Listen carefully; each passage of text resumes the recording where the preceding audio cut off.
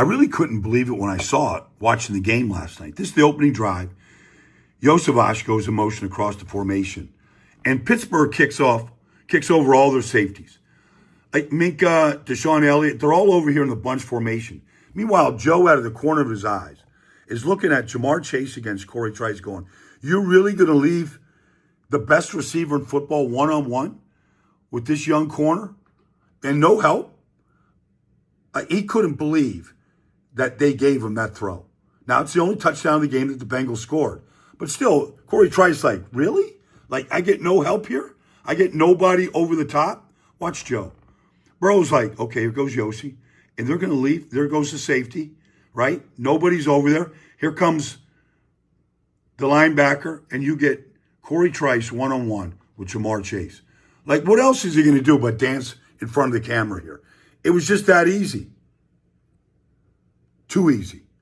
Steelers fans look stunned. Let's take a look at the performance from Trey Hendrickson last night. Here he is going up against Dan Moore. Now, right here, he doesn't want to get deeper than Russell Wilson. Russell steps out. You go, I go. He steps out, and here comes Trey Hendrickson for this first sack of the night. When he wasn't sacking a quarterback, he was getting in the passing lane. Like, they want to get this little hit screen to Jalen Warren, number 30 right here. And he feels it, and he gets that big right hand, bam, and deflects that pass. And then he made a rare appearance, a rare sighting over here against the right tackle. Did the same thing. Like, gets in the passing lane right there and stops that screen to Najee Harris. Destroyed 2 screens. But then when it was time to close, here he is. Look at the hand fighting. Look at the hands right here. Chop, chop. Like a Wu-Tang Kung Fu move right here. Chop, chop, chop, chop. Chop, chop, chop, chop. Down goes Russell Wilson. The old chop, chop. But then when the game was in the balance in the final 40 seconds, can you close it out? You need a closer, right? Bengals trying to win 5 in a row. Bengals trying to make the playoffs. He throws the hook, right? The hook is in. Russell Wilson ran right into the hook. Like, that's a close. That's how you close. 17 and a half sacks 2 years in a row. 35 sacks the last 2 years. Nobody's close to Trey Hendrickson. The Pittsburgh Steelers offense was absolute trash versus the Cincinnati Bengals, and their defense, especially in the first half, was trash as well. So, in this breakdown, this is a real reason why it was so bad. This breakdown, it was done by Brian Baldwinger. Baldy NFL is his handle on X. He's a former NFL player. Go ahead and check him out. He does a great job breaking down NFL games, film, teams, everything like that. So go follow him on X. And also make sure you subscribe to this channel and turn notifications for everything Pittsburgh Steelers news and updates. Now, let's get right back into the video. So, the Steelers, they lost to the Cincinnati Bengals on Saturday night in primetime, 19-17. The Steelers offense couldn't get anything going, and the Steelers defense, especially in the first half, looked like it was about to be a blowout. So, this is a real reason why it was trash.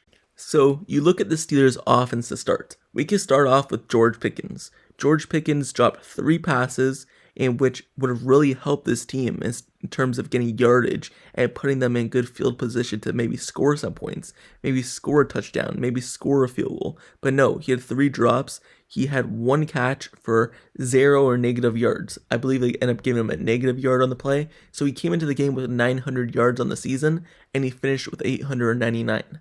So we can start off there. George Pickens is not doing a good job. He's supposed to be your best receiving threat, best playmaker on the team, but when he does nothing, then the team is only going to go downhill.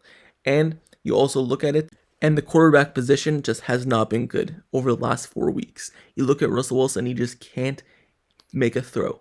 It just looks like he's struggling in the pocket. It just seems like he doesn't know where to go with the football and is making all the wrong reads, and he's just taking way too many sacks. When you're taking that many sacks, it's just going to put you behind the sticks, make you have to punt the ball, give the ball away, and things like that. Russell Wilson is just taking way too many sacks, not getting the ball out of hands quick, and just making the wrong reads. And that's where it starts, and that's where it ends. If the quarterback play does not get better from your veteran, someone who's a Super Bowl winner, someone who's been in this league for a long time, if it doesn't get it better from that position, then the offense is just going to go downhill. And that's why it has been downhill for the last 4 weeks. Because Russell Wilson, he looks like he's washed out there. So, Russell Wilson, George Pickens. If those two can't get on the same page, then it's over. And that's the reason why it was over for the game in Cincinnati and why the Steelers offense couldn't do anything. But we're talking about drops. We're also going to talk about how Pat Freiermuth had one of the biggest drops in the game.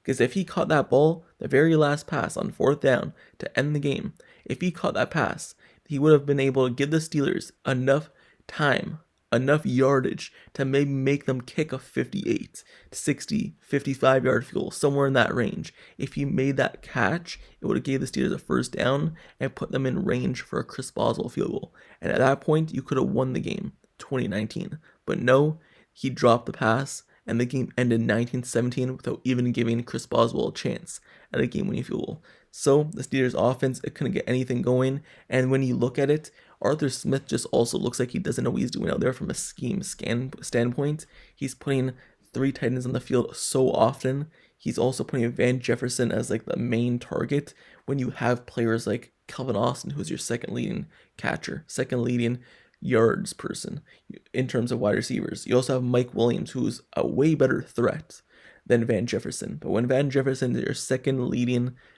receiver out there all game long, and when you're running Connor Heyward at wide receiver a lot, when you're running Michael Pruitt in the game way more than Darnell Washington, things are not going to go well. So when you're putting the wrong people on the field and your scheme is all messed up, it starts there, and then it starts with the quarterback, and then it ends with the receivers not making plays. The offensive line wasn't too bad, but Russell Wilson was just handling the ball so poorly in terms of staying in the pocket too long and just not making the right throws at the right time, leading to many sacks. The offensive line actually played pretty good based off of their standpoints. So that's why the offense was so bad and so trash versus Cincinnati when it was only able to put up 17 points. More points should have definitely been scored. The first time they faced Cincinnati, they put up 40 plus. Cincinnati has one of the worst defenses in the NFL, and you couldn't do anything against them. And this was a game where you needed to get back on rhythm, get back on track, and they were just unable to do that. So hopefully they're able to move back on track in the playoffs, because that just doesn't look like the rhythm is going to happen unless it just happens in the playoffs. So now moving over to the defense, because the defense was not great as well. The Bengals basically did everything they wanted to do in terms of moving the football down the field. And when you look at the points, yes, they only scored 19 points. But when you look at it, it's because the Bengals didn't take the field goals when they were there. They went for a 4th down, didn't get it, and they could have had it easy with extra 3 points, extra 6 points here and there because of the field goals. And also Jamar Chase dropping a wide open touchdown, ball going right through his hands. So some mishaps happened, but that's not because the Steelers defense played good, because the Steelers defense did not play good. They had up 19 points, should have led up like at least 30. So the Bengals were moving the ball so easily, and when you look at the reason why, it's because holding calls and the defensive backs just not being in the right place once again. Because you look at the play where Corey Trace Jr. led up the wide open touchdown, basically one-on-one against Jamar Chase. You look at that play, how are you not going to give him help?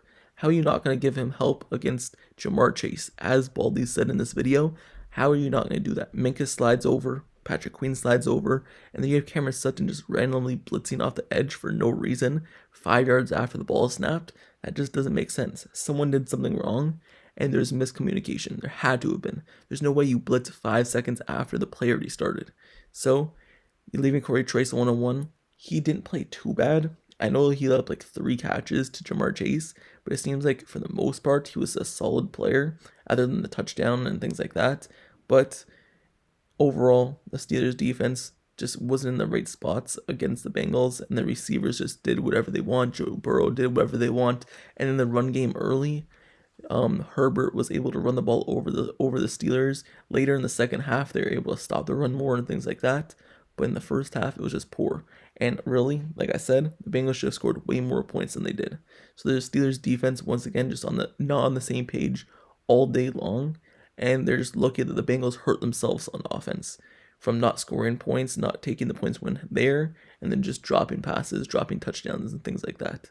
So the defensive backs, in my eyes, is the reason why the Steelers lost this game, and just not being in the right spot. Once again, the Steelers defensive backs are playing like 10 yards off, so far off of these receivers, and when you're playing that far off, it just allows these easy throws for 5 yards here and there, dinking dunking, and then what does that lead to? That leads to easy pitch and runs, where they're able to catch the ball short and then run it long, and then the Steelers are in trouble. They just seem like they play so far off, and that's the real reason why the Steelers' defense is trash. Playing so far off. These cornerbacks, Joey Porter Jr., Corey Trice in college, were the most pressed cornerbacks of their draft class. They played the most up on the receiver, but your scheme is telling them to back 10 yards off. That's just not how they play. That's just not how it's done in the NFL. And at this point, the Steelers, they should be ashamed of themselves out of what they've been doing the last 4 weeks and the tape that they've been putting out there, because it's really bad. Anyway, that's the end of this video, but let me know your thoughts down in the comments below why you believe the Steelers' defense and offense were trash. This is the real reason why I think it was. For the offense, it was just so many mistakes from everywhere. I can't even just pinpoint one thing. It's just so many people. Russell Wilson, George Pickens, Pat Fryermuth, just everything. And then the defense, it's just the defensive backs and the scheme and the offensive scheme as well. So let me know your thoughts why you think it's bad, and do you think it will get better heading into the playoffs here versus the Ravens? Or do you believe it'll just keep going downhill? They lost 4 straight. Do you believe it will be 5? Let me know your thoughts down in the comments below. And also make sure you subscribe to this channel and turn notifications for everything Pittsburgh Steelers news, updates, highlights, analysis reports, everything surrounding the Pittsburgh Steelers. I cover it, and I'll continue to cover it and doing videos like this after every single game. So there's at least one more game left, so you'll get a video like this again after that game. But like I said, Brian Baldwinger, Baldy NFL, his handle on X, he did this breakdown. Go follow him. Does a great job. But until next time, I'll see you guys all later. I'm out. Peace.